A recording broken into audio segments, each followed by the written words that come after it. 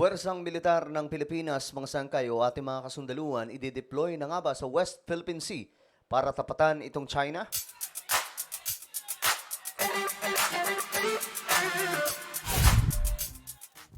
Hello guys, what's up? Magandang oras po sa inyong lahat, mga kababayan. Sa lahat ng mga solid sangkay na nanonood ngayon, shoutout po sa inyong lahat. Sa mga solid sangkay na nanonood ngayon, mag-comment po kayo ng hashtag Solid Sangkay kasama po ang inyong mga lugar para magkakilala po kayo o tayo dito sa ating YouTube channel. Sa mga nanonood ngayon na hindi pa po nakakapag-subscribe, naku po, i-subscribe nyo na po yung ating YouTube channel dahil nga po tayo ay 1.37 million subscribers na.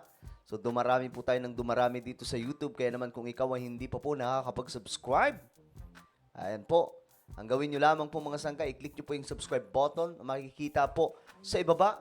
I-click ang bell at i-click nyo po yung all. Alright? Sa mga nanonood po sa Facebook, i-follow nyo po ang Facebook page. Ngayon, ito po ang balita mga sangkay. Posibleng i-deploy ang Philippine Navy ang warship ng Pilipinas para sumabay sa resupply mission na ginagawa po mga sangkay ng ating mga tropa dyan sa West Philippine Sea. Ngayon, mga sangkay, kasi nagkaroon po ng pagbuntot itong Chinese warship. Sinimulan nila. Sabi ko nga mga sangkay, dapat sabayan na rin po ito ng Pilipinas dahil ako, naniniwala mga sangkay na hindi po papasok itong China sa digmaan. Bakit? Kasi kung gusto nila ng digmaan, di sana nakaraan pa mga sangkay, ginawa na po nila ito. 'Di ba? Pero hindi po nila magawa-gawa sa China, sa Japan, sa India, sa Taiwan, mga sangkay, mga nakapaligid ng mga bansa dito sa Asia na kung saan may sigalot po sa kanila, hindi po nila ma-atake. Bakit? Kasi nga po, takot na takot itong China na masira po ang kanilang ipinundar na pagbabago o pag-angat ng kanilang ekonomiya. Sayang mga sangkay, ang ganda na po ng China. Kung sakali makikipagdigma sila, mawawasak lang lahat ng yan eh. 'Di ba? Ngayon, ito, mga sangkay, posible bang i-deploy ang Philippine Navy ang kanilang warship? Okay, tingnan po natin. Kasunod ng namataang pagbuntot ng Chinese warship sa loob ng exclusive economic zone ng bansa, posibleng magpadala na rin yan ang Pilipinas para sumabay sa mga resupply mission. Ayan na. Posibleng sumabay na rin ang Philippine Navy ng Pilipinas. Di ba mga sangkay na pag-usapan niya nila PBBM? Ang naalala ko mga sangkay, this year lang din po yun, napag-usapan po nila na kung ano ang gagawin nitong China, gagawin din po nila. Halimbawa na lang, bombahan sila ng tubig, gagawin din po nila sa China. Sa nakikita ko, parang hindi naman po nangyayari ito, hindi ginagawa nitong mga tropa natin dyan sa West Philippine Sea. Bakit? Ano ba ang nagbago? Di ba? Nag-meeting na po yun, mga sangkay. So ngayon, marami ang kinakabahan dyan, of course. Kasi iniisip po nila, papaliparan tayo ng nuclear. Naku guys, hindi po mangyayari kaagad yan. Tandaan po natin, ang Ukraine at Russia until now nagdidigmaan pero walang may lumipad na nuclear. Okay? So tuloy natin to. Ayon sa National Task Force on the West Philippine Sea, taliwas ito sa posisyon ng National Maritime Council para hindi na umano lumala ang tensyon. Nakatutok si Chino Gaston. Ito ang kuha sa People's Liberation Army Navy warship ng China kahapon. Ang sinasabing kauna-unahang pagkakataon na may Chinese warship na sumali sa pagbuntot sa mga barko ng PCG at BFAR. Ayan, mga sangkay, warship ng China, binuntutan po. Yung resupply mission po ng Pilipinas, mga sangkay, binuntutan na po ng warship. So, hindi na po Coast Guard ng China ang bumubuntot. Mismong ito na. Kita nyo yan mga sangkay. Tapos tayo, wala tayong gagawin. Binabraso po tayo pero wala tayong gagawin. Diyos mio marimar. Alam nyo, buti pa nga yung Japan, Malaysia, India, Vietnam, kaya po nilang palayasin itong mga Chinese vessel. Pero pag tayo mga sangkay, hindi po natin magawa. Bakit? Kung tutusin, kahit yung Malaysia, mga sangkay, na nagpalaya sa mga barko ng China na lumapit sa kanilang teritoryo, mga sangkay, sa kanilang exclusive economic zone. Nagawa po nilang palayasin na hindi naman po ganun kalakas ang Malaysia pagdating po sa pwersang militar. tayo mga sangkay, anong ginagawa po natin? Bakit hindi natin magawa na mag-deploy din po ng puwersa para po paalisin itong mga mananakop ng mga Chinese? Ang warship na may bow number 500 lumapit ng hanggang 300 yards mula sa BRP Pagbuaya.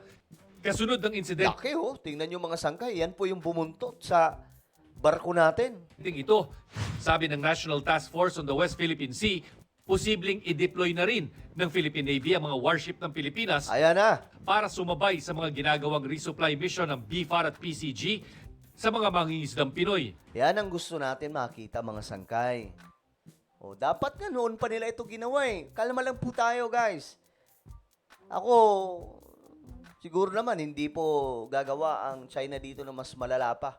Kaya po ginagawan po tayo ng mga kalukuhan nitong China kasi nga po hindi po tayo pumapalag 'Di ba yung Malaysia ba naging issue sa kanila nung pagpasok ng China? Hindi po kasi pinalagan po nila kaagad, pinalayas po nila.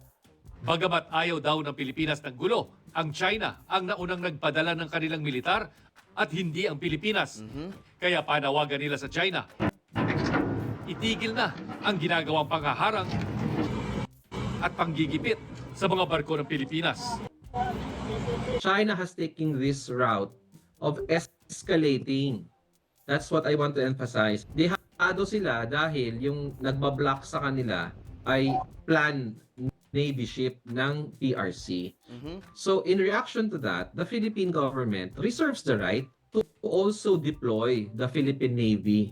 Kasi hindi naman tayo ang nauna dito Taliwas ito sa posisyon ng National Maritime Council na nauna nang nagsabi na ayaw nilang humantong sa sitwasyong militar ng China laban sa militar ng Pilipinas sa West Philippine Sea. Kita nyo ng mga sangkay? Alam nyo, yung ibang mga lahi, gagaya po ng Japan, kayang-kaya po nilang palayasin Pero tayo hindi po natin magawa mga sangkay. So kung ayaw nila, dapat sila na po yung nag-take ng action. Dapat binomba na po nila ng tubig, pinasirita na po nila yan mga sangkay, nang sa ganun magsilayas na. Hintayin pa talaga nila yung Navy na umaksyon. Muling iginiit ng National Maritime Council kanina, hindi ipadadala ang mga barko ng Philippine Navy para di lumala ang tensyon.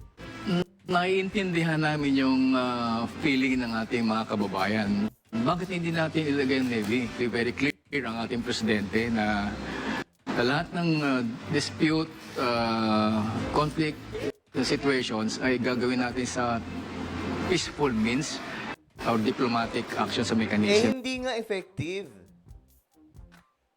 Hindi naman porket pumapalag tayo, hindi, ayaw na po natin ng kapayapaan. Tintan yung mga sangkay, yung Malaysia. Nakaraan, pinasok po yung kanilang exclusive economic zone nitong China. Anong ginawa nila? Pinalayas po. May nagawa ba? Pinarasan nilang paalisin po yung China. May nagawa ba yung China? Wala. Nakipag-bakbakan ba ang China? Wala, mga sangkay. Siguro nga kung noon pa po ito kasi nangyari po yung standoff nung time po ni Noynoy Aquino Siguro nung time ni Noynoy Aquino, kung hindi po pinaalis, kung hindi po sila naniwala sa US, na umalis po doon, ang barko o yung mga puwersa po natin dyan po sa Scarborough, di sana hindi umantong mga sangkay na pinasok na po tayo ng pinasok nitong mga Chinese, di ba? Ay, naku po, sayang. Hanggang ngayon, may problema patuloy tayo. Kasi pag Navy to Navy, nagkakaroon ng nag-escalate. When we do not know what will happen next if ever there is a misunderstanding, misinformation. Pero ayon kay Malaya, Ayaw natin ng gera. Sino ba naman ang may gusto? Tayo naman inandun lang para magsuporta sa ating mga mangingisda. Ang ayaw naman nating isipin ng ating mangingisda, binabala nyo kami. Di ba? Di ba? Tama naman sinabi ni Sir And that is not the position of the Philippine government. tumangging magbigay ng komento ang Philippine Navy. Pero sa isang statement, sabi ng Philippine Navy, nagmamasid raw ang AFP sa lahat na nangyayari at tiniyak na naroon din sila sa lugar. Para sa GMA, Diba? Sana mga sangkay, maano na to, mabigyan po talaga ng leksyon itong China kasi namumuro na Kalma lang po tayo, huwag tayo matakot sa gera na yan, mga sangkay. Hindi po makikipagdigma itong China dahil kung gusto nila ng digmaan, edi sana nung time na pinalayas po sila ng Malaysia, nitong Japan, o maging yung banggaan nila ng India doon po sa kanilang border, di sana noon pa nagkaroon ng gera. Diba? Ang kailangan lang po talaga natin ay pumalag. Well, ano po ang inyong opinion sa ating napag-usapan ngayon? Mag-comment po kayo sa ibaba. Sa tingin nyo ba, kailangan ng pumalag ng ating puwersang militar? I-comment nyo po sa baba ang inyong mga opinion. Mayroon tayong isang YouTube channel. Ito po ay Sangkay Revelation, mga sangkay. Hanapin nyo po ito sa YouTube. Magaganda po yung topic natin dito patungkol po sa mga nangyayari sa ating mundo. Right? Related po sa Bible prophecy. I-click nyo po yung subscribe, i-click ang bell, at i-click nyo po yung all kapag nakita nyo na po sa YouTube. Ako na po yung magpapaalam. Mag-iingat po ang lahat. God bless everyone.